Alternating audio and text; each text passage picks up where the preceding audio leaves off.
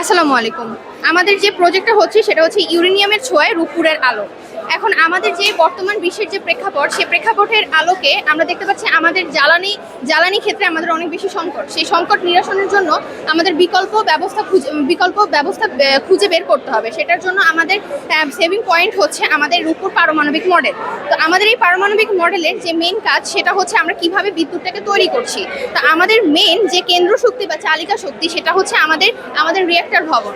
আমাদের এই রিঅ্যাক্টর ভবনে আমরা হচ্ছে আমাদের ইউরেনিয়াম দিয়ে নিউক্লিয়াসের মাধ্যমে ফিশন প্রক্রিয়ায় বিক্রিয়া করার মাধ্যমে সেটাকে আমরা হচ্ছে তাপ উৎপন্ন করছি। সেখানে আমাদের 350 ডিগ্রি সেলসিয়াসের মতো তাপ উৎপন্ন হচ্ছে।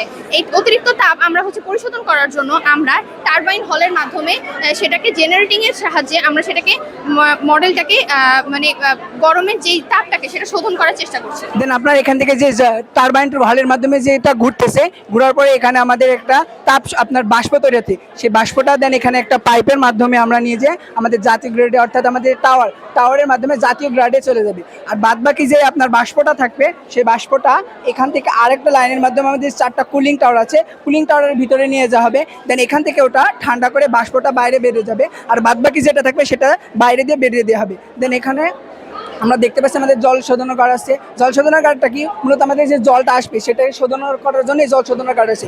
আর প্রশাসনিক ভবন রয়েছে, প্রশাসনিক ভাবে যত কার্যক্রম আছে সেটা এখানে কার্যক্রম করা হবে।